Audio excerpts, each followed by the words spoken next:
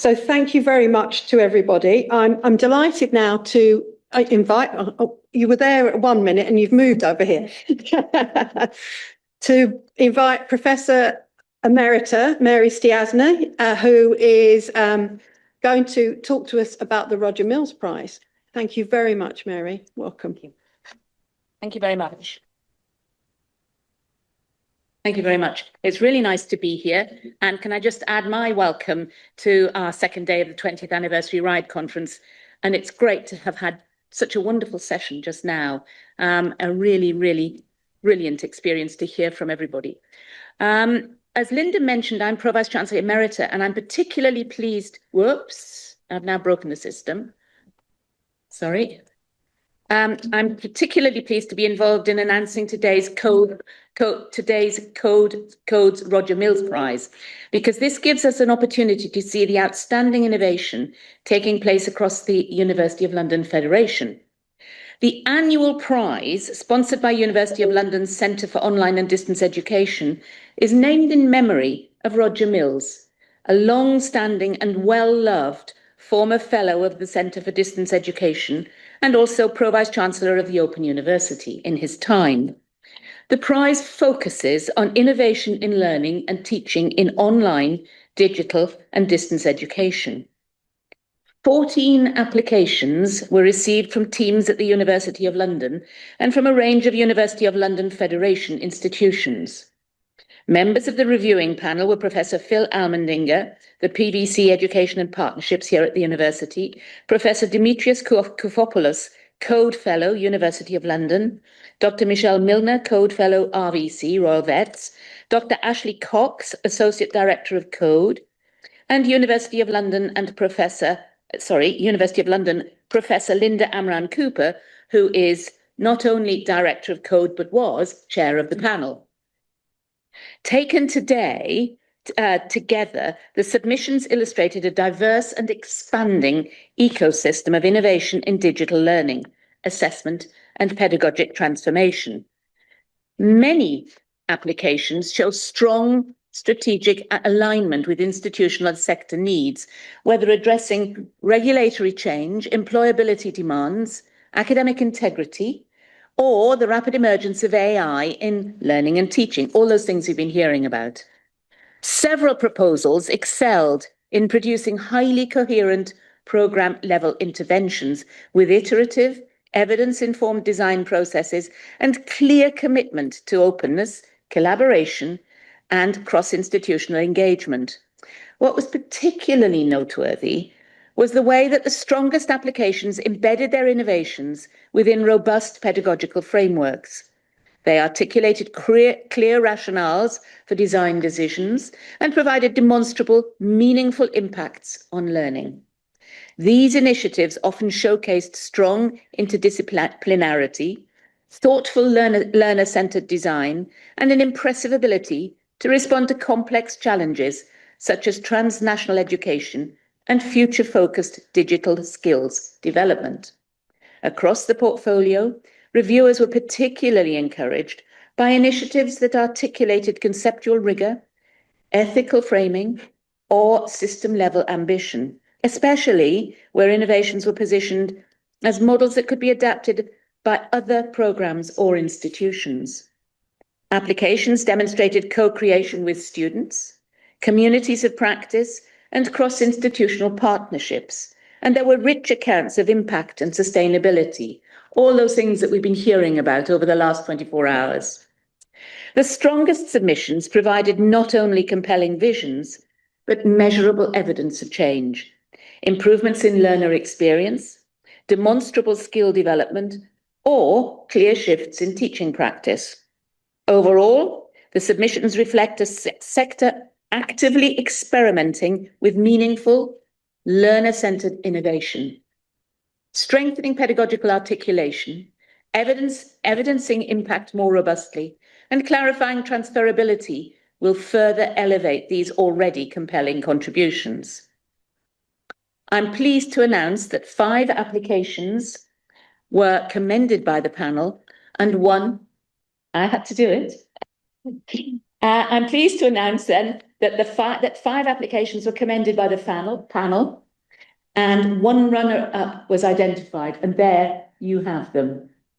The five commended and the one runner-up, and at the top you will see that the winning application for 25-26 was Care as Value-Led Digital Education Transformation, submitted by Tom Hinks on behalf of a team from Queen Mary University of London. So let's all give them a huge round of applause.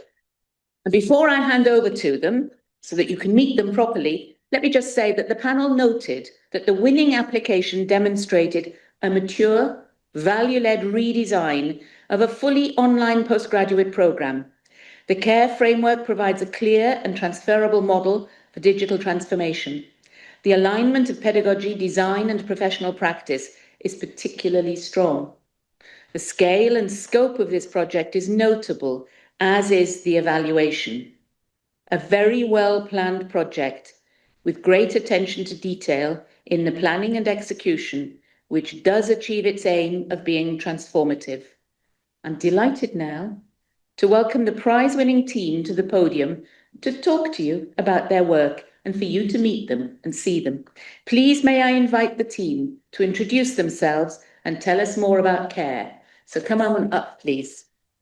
Good morning, and what an honor. And thank you so much for this prize and reflecting on what Roger Mills Prize really means and meant for so many. Really humbles us, I think, to receive this award on behalf of the team. So my name is Stiasny. I work as Professor and Dean for Digital Education at Queen Mary University of London, and I'm joined today by my wonderful colleagues, Dr. Annie Novodoni, who is the Program Director for MA Medical Education, fully online program, and Tom Hinks, who led the application for this award and works as a senior learning designer in digital education studio team. So really, before I hand over to the wonderful team who actually created and run and evaluated the course, my job here is to really situate this project and talk a little bit about the value-led digital education work. And I arrived about 3.5 years ago from Australia, and this was just after the pandemic, and I was really conscious of the really challenging time that people had in pivoting to online. And so I wanted to make sure that this change and innovation really reflected the voice of the community. So then I launched the large consultation project called Co-Creation towards strategy. And then I met with 440 plus students and staff at the time to really listen to the community of what they thought as opportunities and challenges for digital education. And so this is sort of the educational leadership piece of thinking about designing for and bringing the change and innovation for an institution. And in that report, I highlighted multiple things that people told us important. And then essentially, we as a team created this as a value principles that would guide our work in doing the digital education. So 4 key principles.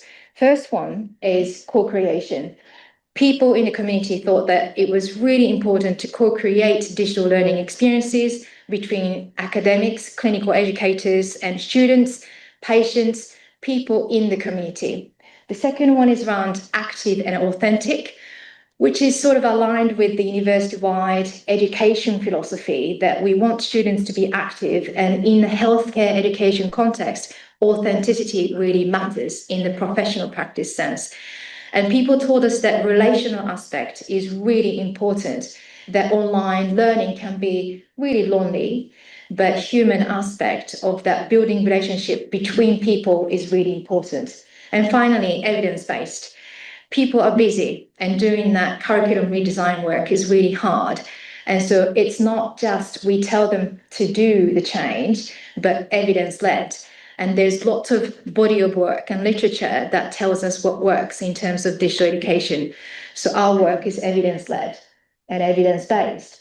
So with that, we built this team from scratch with the sponsorship of the Faculty Exec Board and the university more broadly. And it's a multidisciplinary team that is Digital Education Studio. And these are the wonderful people that you see. And then there are some in the corner in this room if you'd like to know more about them.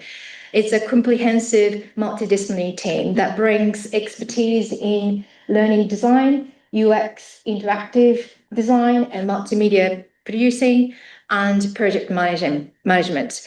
And so we work closely to bring in different types of expertise with program teams across the Faculty of Medicine and Dentistry. And that's this project where the Medical Education Project situates. So everything that we do is co-creation.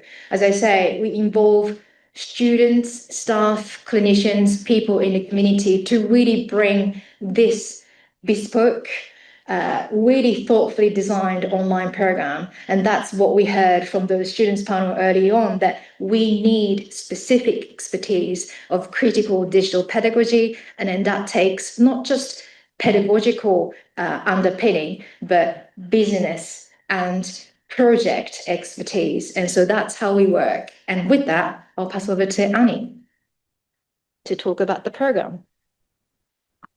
Hi, everyone. So my name's Annie. I am the Programme Director for the Masters in Medical Education Online. I'm also a nurse by training.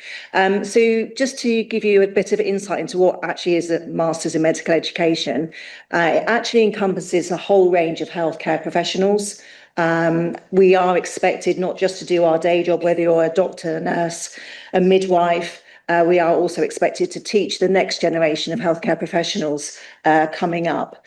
So the Masters is designed to teach and train our future healthcare professionals as effective educators. So it's a postgraduate programme. It's usually a campus delivery, but the nuances are very much how we can teach in a clinical environment and some of the challenges, but also the opportunities of being able to do that.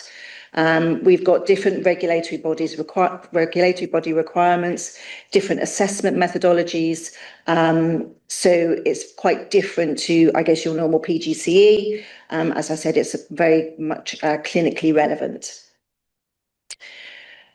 So some of the design challenges we have when looking at a medical education master's programme, as I said, it's a multi-professional demographic. So we have to try and design content that addresses all of our learners' needs. As I said, we've got people teaching in different specialities, so medicine, anaesthetics. We've got people teaching in community and primary care. So how do we manage to create content that's going to be relevant and authentic for those?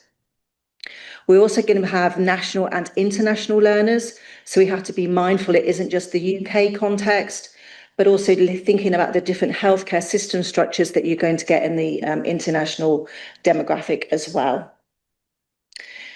The other thing, and we've heard a little bit about this already, but usually these students, they are full-time working healthcare professionals, incredibly busy, but also decide to study for a master's at the same time as looking after sick people.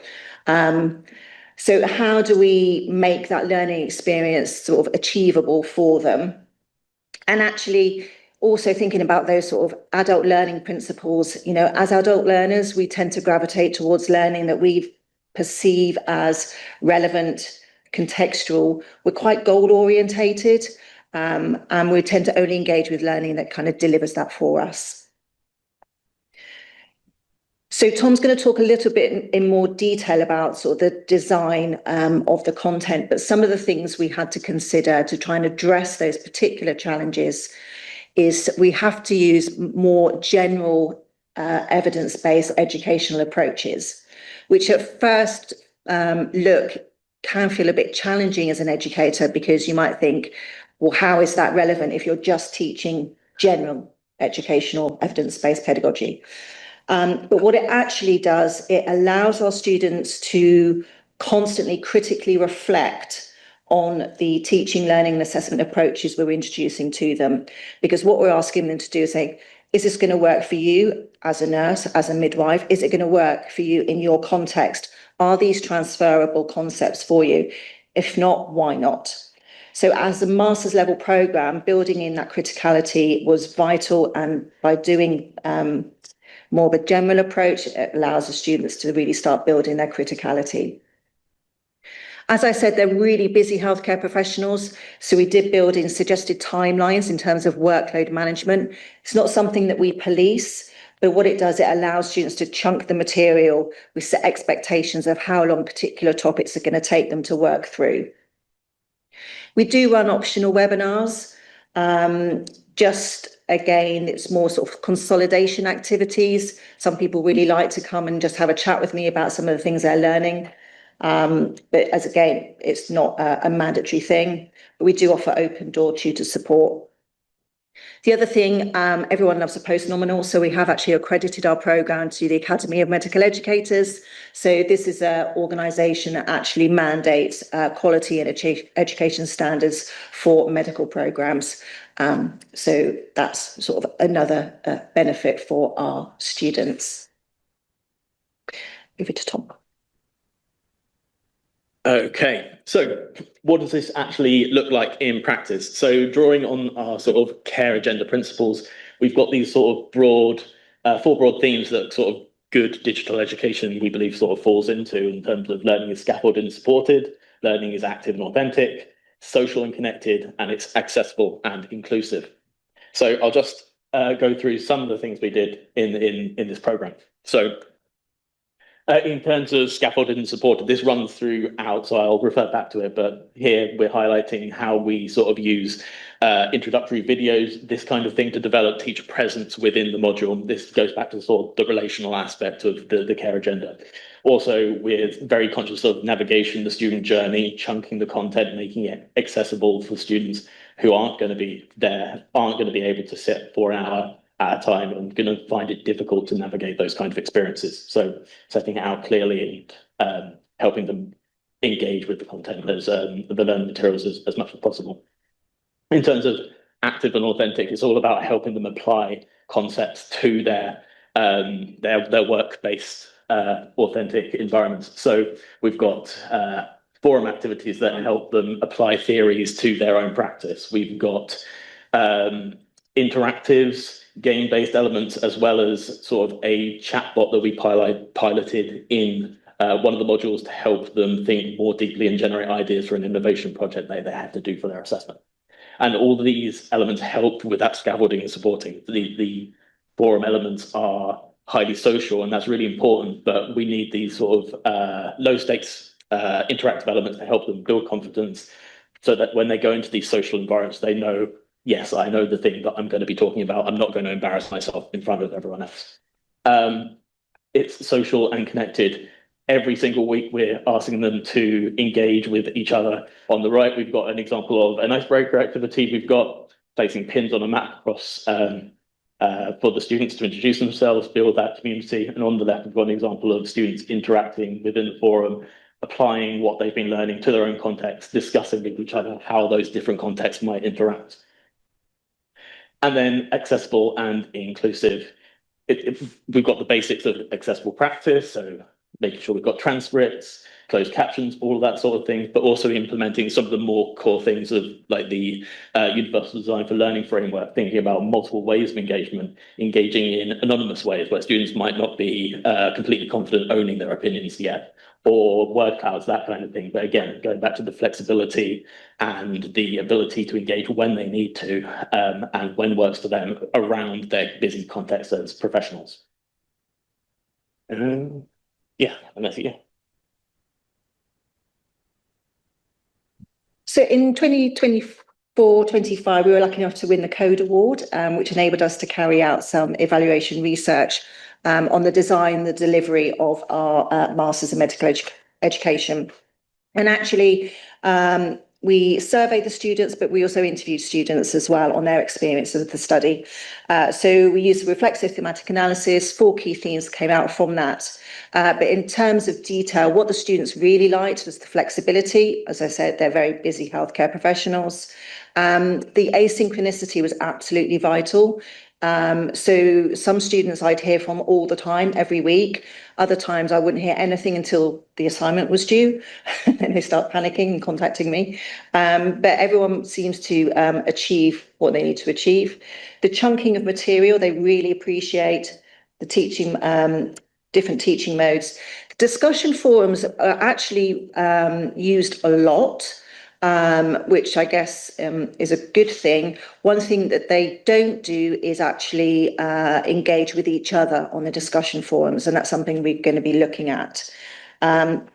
They enjoy the connecting of the theory to their own practice, and actually the assignments as well, they can make relevant to their own practice as well, so they make it contextual.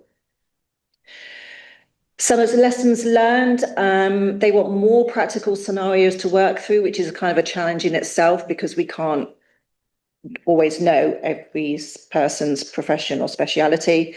The idea of group projects was brought up again. If anyone's got any ideas of how to make that work, we have tried, but that is incredibly difficult with time zone differences, accessibility of people, not wanting to engage with a group project.